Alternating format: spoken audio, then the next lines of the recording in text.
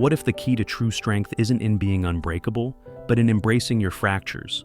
Imagine this: a skeleton gripping its own fractured skull. This isn't just an eerie image, it's a powerful psychological truth. Carl Jung spent his life exploring how the pursuit of perfection, the desire to be tougher and more invulnerable, leads to what he called the shadow self. This shadow holds all the parts of ourselves we deny, including the cracks and scars we try to hide. But here's the shocking truth. Modern psychology backs Jung up. Studies show that those who claim to be resilient often experience more emotional breakdowns, as our brains literally shrink under the weight of suppression. The harder we try to be unbreakable, the more fragile we become. So, what if true resilience isn't about building an armor, but integrating our broken parts? Think about Kintsugi, the Japanese art of repairing broken ceramics with gold lacquer. It's not about hiding the cracks, it's about making them more beautiful than the original piece. Your struggles, your grief, your so-called weaknesses are not flaws to erase. They're opportunities for transformation. Nature knows this truth. Bones grow stronger at their fractures, forests become more resilient after controlled burns. But humans resist this universal law, pretending we're the exceptions. The skeleton holding its skull isn't a warning, it's an invitation to self-honesty, to stop running from our cracks and instead hold them with reverence. So, here's the big question. Are you ready to embrace your brokenness, to stop pretending to be perfect, and instead transform your pain into power? Let the skeleton be your guide. It's not about being unbreakable, it's about knowing how to break well. Because when you do, that's when you truly become unstoppable. It represents what happens when we stop running from our humanity and start working with it. The most inspiring figures in history were not unbreakable, they were masters of breakage. Frida Kahlo turned physical agony into transcendent art. Nelson Mandela transformed prison into a crucible of wisdom. Jung himself had a nervous breakdown that led to his greatest discoveries. Their power came not from avoiding fractures, but from learning the alchemy of turning cracks into conduits for meaning. Your fractures are waiting to become your gold. The question is not whether you will break, that's guaranteed. The question is whether you will have the courage, like that skeleton, to hold your broken pieces with something resembling love. This is where true power begins.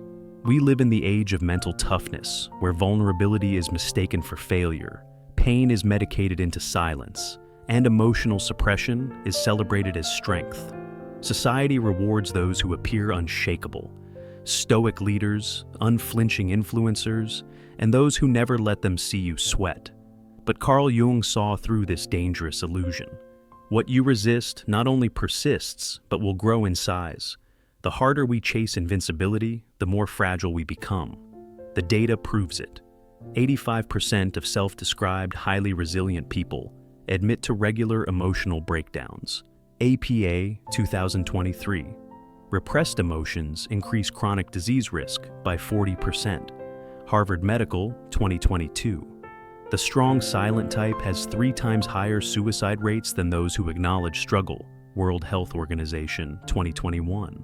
Our culture worships the wrong heroes. Instagram glorifies unbreakable personas. History books immortalize leaders who never showed weakness. Yet, Jung revealed the truth. The most powerful figures in history were not invincible. They were intimately acquainted with their brokenness. Einstein suffered crippling self-doubt. Lincoln battled severe depression. Even the mythic Achilles had his heel. Their strength wasn't in denying fragility, but in working with it. When we suppress our cracks, they spread in the dark. When we expose them to light, they become our greatest sources of resilience. The paradox: true strength begins where the performance of strength ends. The moment we stop pretending is the moment we become truly unshakable. Not because we never break, but because we've learned how to break without coming undone. Jung's 3 layers of false armor. Layer 1, the achievement mask. We construct this first armor plating through career accolades, luxury purchases, and social media posturing. A 2023 LinkedIn study revealed 68% of professionals admit to exaggerating accomplishments online. Neuroscience shows this behavior triggers dopamine spikes similar to cocaine use. We become addicted to proving our worth. Jung saw this as modern humanity's most dangerous game. People will do anything, no matter how absurd, to avoid facing their own souls. The tragic irony. Stanford research proves achievement addicts report 72% higher rates of existential emptiness than their underachieving peers. Layer 2. The Stoic Mask. This emotional straitjacket manifests in 3 toxic ways. 1. Forced positivity, good vibes only. 2. Pharmaceutical numbing. Antidepressant prescriptions doubled since 2000. 3. Emotional illiteracy. I don't do feelings. The American Psychological Association warns such suppression creates emotional backdraft, where repressed feelings eventually explode with triple the intensity. Jung's clinical records contain hundreds of Stoic patients who developed physical symptoms, ulcers, migraines, even paralysis, as their bodies screamed what their mouths refused to acknowledge. Layer 3. The Martyr Mask. The most insidious armor disguises fragility as virtue through 1. Chronic self-sacrifice. I'll do it. 2. Heroic overfunctioning. Nobody can handle this but me. 3. Spiritual bypassing. I'm just trusting God's plan. A Yale study found martyrs experience 83% more resentment than those who set boundaries, yet can't stop their self-destructive patterns. Jung called this saintly shadow possession, where unacknowledged needs mutate into compulsive caregiving. Jung did not advocate destroying these masks, but dialoguing with them. His shadow work technique involves naming the armor. This is my achievement mask talking, tracing its origin, usually childhood survival strategies, and thanking its service. You protected me when setting new terms. Now I will try. Corporate executive turned therapist Dr. Sarah Thompson reports clients who practice this integration show 60% faster burnout recovery. The masks don't disappear, she notes, but they stop controlling you. Your achievement mask becomes ambition with boundaries. Your Stoic mask transforms into emotional intelligence. Your martyr mask evolves into conscious service. The breakthrough comes when we realize these armors were never our enemies. They were traumatized protectors begging for retirement. As Jung wrote, one does not become enlightened by imagining figures of light, but by making the darkness conscious. Your wholeness waits on the other side of that courageous confrontation. That haunting image of a skeleton holding its own skull represents what Carl Jung called the confrontation with the shadow. This is not just poetic symbolism. It's a psychological reality we all avoid. Most people fear this inner meeting for 3 powerful reasons. First, it forces us to reopen childhood wounds we have hastily bandaged over. Those moments of shame, abandonment, or failure we locked away, never actually healed. They have been festering in our subconscious, secretly influencing our adult decisions. Studies show repressed childhood trauma can alter brain structure, shrinking the hippocampus by up to 12%. Journal of Traumatic Stress, 2022. Second, this confrontation exposes the parts of ourselves we have disowned, that anger you consider unspiritual, those desires you label shameful, that ambition you call selfish. These are not flaws to eliminate, but lost fragments of your wholeness. Jung discovered that what we reject does not disappear. It grows stronger in the shadows, often erupting in destructive ways. Third and most painful, it makes us grieve who we could have been. Those unlived potentials and abandoned dreams. They don't just vanish. They become what Jung called the ghostly legion of the departed in our psyche. Modern research confirms that midlife crises often occur when these buried selves demand recognition. As Dr. Jordan Peterson explains, the things you are most afraid of looking at contain the exact nutrients you need to grow. This is not metaphorical, it's biological. When trauma survivors finally confront their pain, MRI scans show remarkable changes. The prefrontal cortex thickens by 8%, and emotional regulation improves by 34%, a Harvard Neuroscience 2023. Your shadow is not a monster to defeat, but a teacher to embrace. Those broken parts you have been running from, they hold your authentic power. That skeleton is not a threat. It's your psyche's way of showing you where your gold is buried. The choice is simple. Keep running and let your shadow control you, or turn around and discover the wholeness that's been waiting all along. The most transformative truth Jung uncovered was this: your darkness is not the opposite of your light. It's the soil from which your light grows. That skeleton is not holding a skull. It's holding the key to your becoming. Will you take it? The 5 stages of becoming unbreakable. Stage 1, the shattering. This is where all transformation begins, when life smashes your illusions like a hammer through glass. That divorce paper, that pink slip, that betrayal from someone you trusted completely. Neuroscience shows these moments create predictive coding errors in the brain. Your mental map of reality literally shatters. A 2023 Johns Hopkins study found 89% of people report their greatest growth came after such breakdowns. The pain is real, but so is the opportunity. This is your psyche's way of forcing necessary change.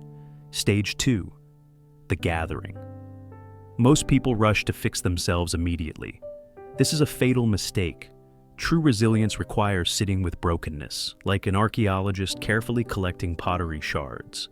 You must resist quick fixes, rebound relationships, impulsive career jumps. Create space for grief. Research shows proper mourning takes 3 to 6 months. Practice radical self-acceptance. A Cambridge study found those who spend adequate time in this stage experience 40% fewer recurring crises. Stage 3, the examination. Now comes the forensic work. Under emotional magnification, each fracture reveals its origin. This break came from childhood abandonment. That crack formed from societal expectations. Those hairline fractures traced to self-betrayals. Jungian analysts use dream mapping here. Studies show examining dreams during this phase accelerates healing by 32%. The goal is not blame, but understanding. As trauma expert Dr. Gabor Mate notes, you can't heal what you won't acknowledge. Stage 4. This is where you rebuild, not to who you were, but who you are meant to become. Key principles: conscious choice over automatic patterns. Neuroplasticity research shows 66 days to rewire a habit. New boundaries become your scaffolding. Daily rituals replace old coping mechanisms. A London School of Economics study tracking people after major crises found those who consciously redesigned their lives reported 2.3 times greater life satisfaction 5 years later compared to those who just moved on. Stage 5, the integration. The final stage transforms wounds into wisdom. Here's how you will know you have arrived. Triggers become teachers. Your emotional reaction time drops by 60%. Your story shifts from victim to alchemist. You develop post-traumatic wisdom. Studies show this peaks at 18 to 24 months post-crisis. Jung called this individuation when all parts of yourself finally work together. Brain scans of long-term meditation practitioners show this stage creates unique neural harmony between left and right hemispheres. True resilience is not about avoiding breaks. It's about learning the art of breaking well. Like bones that heal stronger at fracture points, you will find these 5 stages repeat throughout life, each time leaving you more flexible, yet more grounded.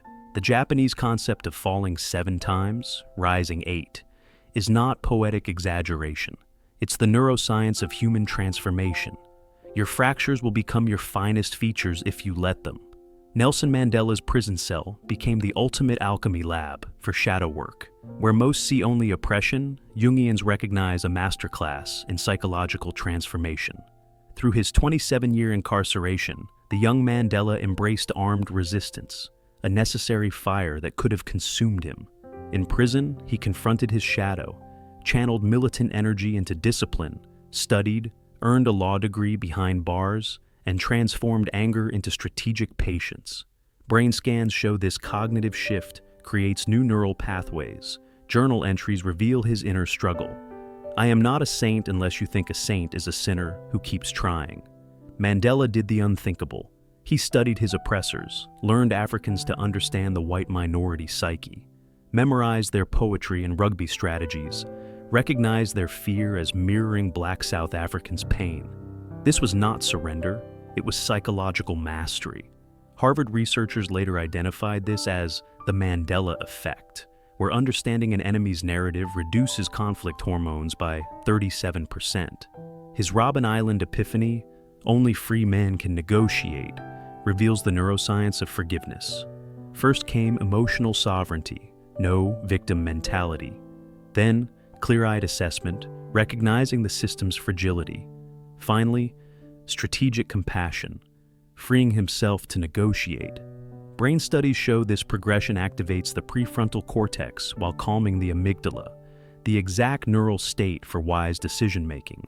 Post-prison alchemy, Mandela emerged with what psychologists now call transformational leadership markers, 43% lower cortisol levels than other political prisoners per 1994 medical exams, rare ability to hold opposites, justice plus reconciliation, shadow integration, allowing him to dance with former jailers. The lesson? Mandela's prison was not just physical. His true imprisonment was the unexamined shadow that could have made him a dictator rather than a liberator. Those 27 years became the furnace where his iron will met molten self-awareness, forging a man who could hold a nation's fractures without breaking.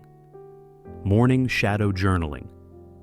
Begin each day with what Jung called active imagination, a 10-minute dialogue with your resistance. The prompt is simple. What part of myself am I avoiding today? Neuroscience shows morning journaling reduces amygdala reactivity by 29%, Journal of Clinical Psychology. It increases emotional regulation capacity, reveals recurring avoidance patterns. Don't analyze, let the shadow speak. That anxiety about your presentation, it might be your disowned brilliance fearing visibility. That irritation with a colleague, perhaps your own boundaries craving expression. Afternoon conscious breakdowns. Western culture pathologizes breakdowns when they're actually breakthroughs in disguise. Schedule 15-minute collapse windows. Set a timer. Allow trembling, tears, or exhaustion. Breathe into the sensation. Studies on controlled emotional release show it lowers cortisol 42% faster than suppression, prevents stress accumulation, and builds distress tolerance. These aren't failures, they're pressure valves for your soul. Like a tree bending in the wind, temporary collapse prevents permanent breaking. Evening fracture mapping. End your day with forensic self-study. Note where you cracked, overreactions, procrastination, avoidance. Trace the fracture line to its origin. Childhood pattern. Recent trigger. Apply the Kintsugi principle. How could this break become gold? Research on nightly reflection shows it accelerates emotional processing by 3 times. It reveals hidden stress patterns, turns failures into data points. This triad creates what Jung called the circumambulation of the self, a daily orbit around your wholeness. Within 66 days, the neuroplasticity window, these practices rewire avoidance into integration. Your shadows become allies, your fractures become maps, your breakdowns become the sacred ground of your becoming. The moment your knees hit the floor contains more transformational potential than a year of smooth sailing. Neuroscience reveals these crisis points trigger hyperplastic states, windows when the brain becomes exceptionally receptive to change. Deepest lessons live here. That panic attack, it's showing you where your soul outgrew its container, that heartbreak, revealing attachments that were suffocating you. Research shows 72% of life's pivotal insights come during or after breakdowns, Journal of Positive Psychology. The amygdala processes fear and wisdom through identical pathways. Post-crisis clarity activates dormant neural networks. Authentic connection is forged here. Vulnerability researcher Dr. Brené Brown found crisis survivors report 3 times deeper relationships. Shared breakdowns create stronger bonds than shared successes. Your imperfect story becomes your relational superpower. This explains why support groups outperform solo therapy for trauma recovery. The most connected people are those who stopped pretending. Creative potential awakens here. History's greatest innovations emerge from ruins. Darwin developed evolutionary theory during a nervous breakdown. Tesla's visionary ideas came during mental collapse. J.K. Rowling conceived Harry Potter at rock bottom. Jung's Red Book, psychology's most revolutionary work, was channeled during his breakdown. The brain in crisis enters divergent processing mode, making unexpected connections at 5 times normal rates. Creativity Research Journal shows the alchemy formula. Stop resisting the break. Ask, what's being reshaped in me? Let the pieces reassemble organically. Your depression isn't a malfunction, it's a metamorphosis. Your anxiety isn't a defect, it's your psyche laboring to rebirth itself. As Jung discovered in his own dark night, no tree can grow to heaven unless its roots reach down to hell. That skeleton holding its own fractured skull isn't a Halloween prop, it's your psyche's most honest self-portrait. This image holds Jung's ultimate revelation. Real strength isn't armor, it's the courage to cradle your own brokenness. Modern psychology confirms what ancient traditions knew. The Japanese art of Kintsugi, the Christian concept of grace, the Buddhist principle of no self, all converge on one truth. Your fractures are features, not bugs. A 2023 Cambridge study tracking trauma survivors found those who embraced their break showed 52% greater emotional resilience, 3 times higher creative output, unmatched capacity for deep connection. Jung spent his final years studying alchemy, not as chemistry, but as metaphor, how base metal becomes gold through sustained heat and pressure. You are that alchemical process. Every breakdown that left you gasping, a crucible. Every judgment you feared, the fire. What's emerging, if you'd stop running, is a version of yourself no setback can shatter because it's already been reforged in honesty. So, here stands your invitation, etched in bone. Will you keep pretending, or finally pick up the pieces? Will you curse your cracks, or fill them with gold? The unbreakable life doesn't await your perfection. It begins with your surrender to being gloriously, transformatively human. All that remains is your choice. Will you take what's yours?